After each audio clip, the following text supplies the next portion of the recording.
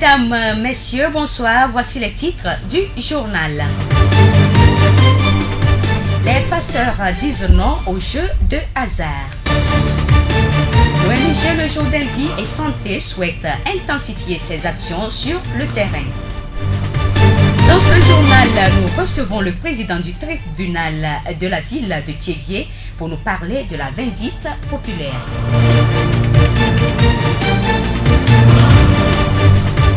Radio Horizon à Thiévié sur 101.1. Bienvenue à tous. Dans sa politique de plaidoyer pour l'accès des jeunes et adolescents aux soins de santé sexuelle et de la reproduction, l'ONG Le Jourdain Vie et Santé JVS a installé 6 associations de jeunes dans la région maritime. Ces différentes associations opèrent dans les zones comme Batopé, Tchekpo, Tablibo à Titogon et servent de relais de JVS dans sa promotion de la sexualité responsable et épanouie. Pour 2016, l'ONG JVS va mener d'autres actions. Assistant Barnabé Noulabessi, directeur exécutif de l'ONG JVS. Nous sommes dit que en 2016, nous allons mettre un petit laboratoire pour les jeunes et adolescents. C'est fait. Nous allons élargir un peu notre domaine en matière de la santé sexuelle et reproductrice. Avant, on parlait des IST, SIDA, de grossesse précoce, de viol. C'est trop monotone pour nous. Nous devons aller encore un peu en profondeur en parlant de groupage. Quand une fille est de rhésus négative mais prend un homme de rhésus positif, vous savez qu'il y a question de facteur rhésus. Ensuite, vous savez, aujourd'hui, il y a question de drépanocytose. Nous voulons aller aussi vers là. Et aussi, à l'ICOP, nous avons toujours dit que nous voudrions mettre une addition d'eau et les sanitaires. C'est très important parce que depuis, on devait le faire. Mais là-bas, c'est à cause d'un problème foncier qu'on n'arrive pas à. Sinon, les fonds sont disponibles pour ce travail-là, mais on a toujours attendu. Nous voulons équiper suffisamment nos centres de jeunes, à savoir centre de jeunes de Tablibo et d'ici, en augmentant les prestations de loisirs, comme on le dit, pour pouvoir amener plusieurs jeunes à s'intéresser à la visite du centre. Assistant Barnabé Noulabessi, directeur exécutif de l'ONG JVS. C'est un extrait d'interview à suivre en intégralité dans le grand reportage de la rédaction qui va être diffusé le vendredi 12 février 2016 à 18h sur notre antenne. La voix du Zion.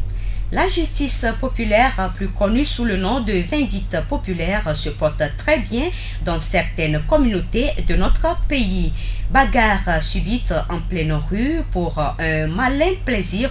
Des femmes et hommes se retrouvent nus dans la rue, sujets aux cris et regards critiques des passants. Le plus souvent, ce sont les voleurs qui sont brûlés. La vindicte populaire, quelles en sont les causes? Baïtin Yobé, président du tribunal de Thiévié. Aujourd'hui, il est reproché à la justice essentiellement un certain laxisme par rapport à certains malfrats.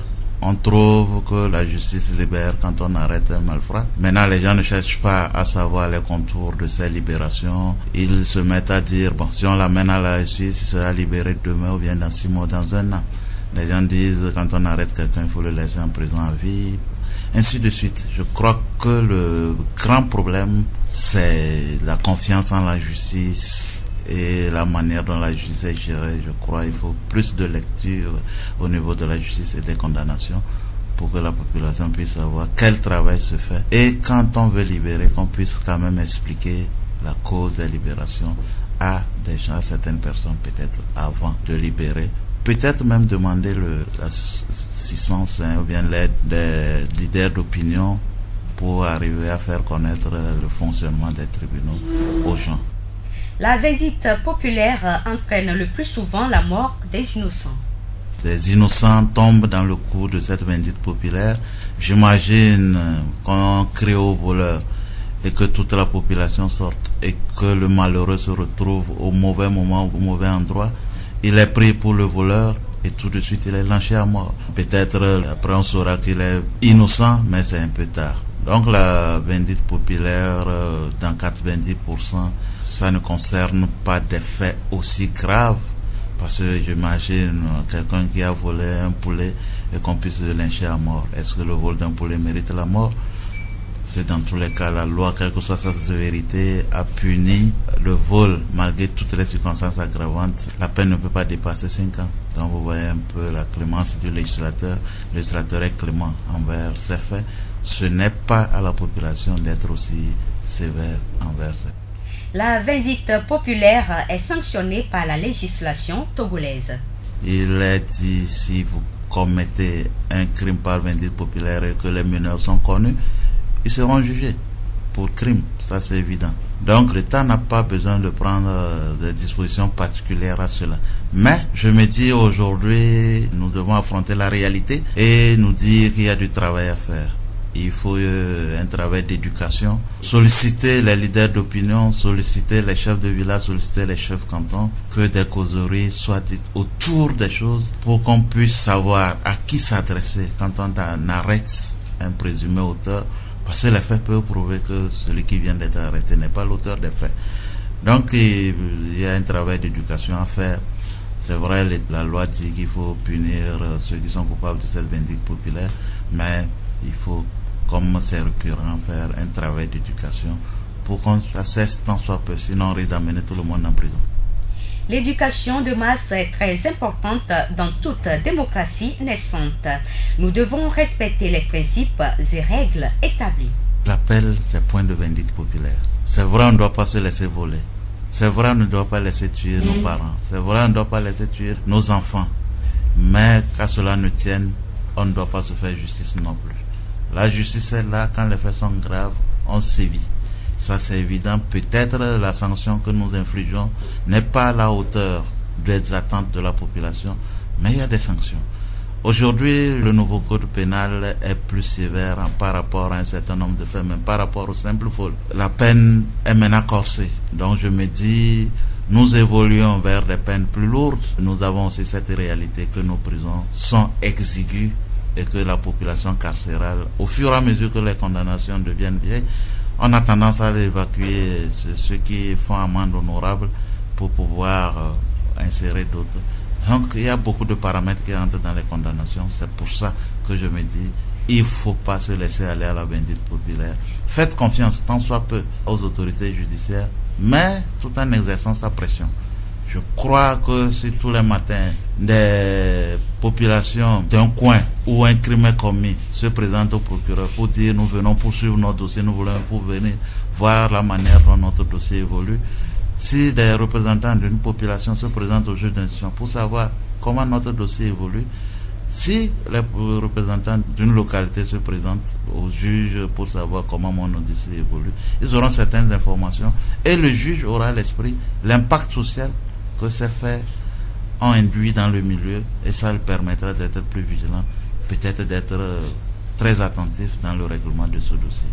Nous remercions Baïtin Yobé, le président du tribunal de Thiévié, pour toutes ces informations. La voix du Zion. La suite du journal avec Séraphine Yovo.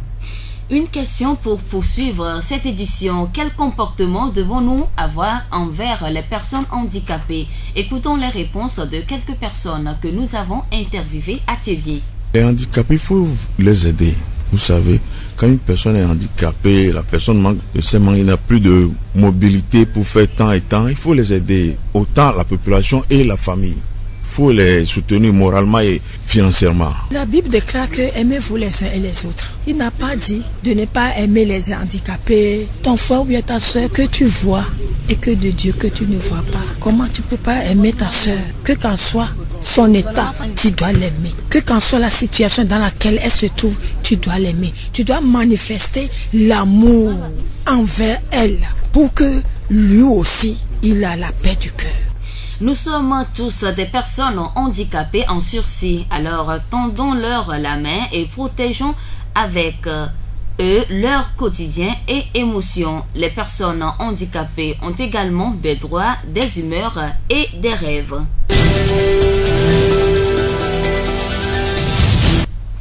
Même si la plupart des personnes qui jouent à des jeux d'argent et de hasard le font de façon ludique, d'autres par contre le font pour réaliser des bénéfices. Pour les pasteurs, les chrétiens ne doivent pas se soumettre aux jeux d'argent et de hasard.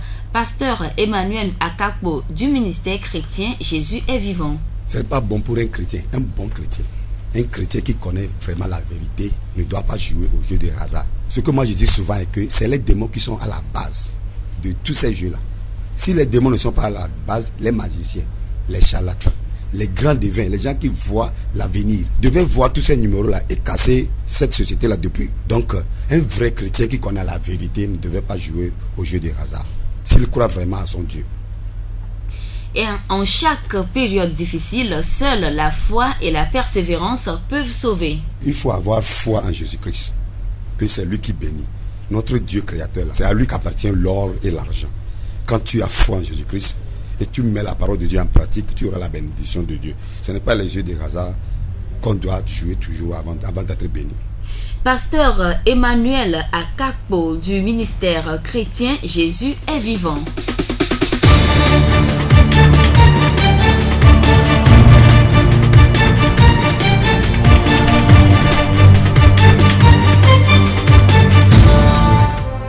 Fin de cette édition, toute la rédaction vous remercie de l'avoir suivi. Présentation Blessine Possonia, Séraphine Yovo. Réalisation Yolou Mustapha. Le rappel des titres. Les pasteurs disent non au jeu de hasard. L'ONG Le Jour d'un Pied Santé souhaite intensifier ses actions sur le terrain. Nous avons reçu dans ce journal le président du tribunal de la ville de Thiévié qui nous a parlé de la vindicte populaire.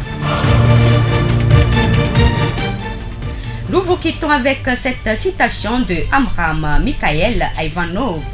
Chaque sacrifice que vous faites pour la défense est la manifestation de ce qui est bon et beau pour que tous les êtres sur la terre puissent en bénéficier. Remplis votre cœur et votre âme de ce or qui accourt dans les grands magasins cosmiques.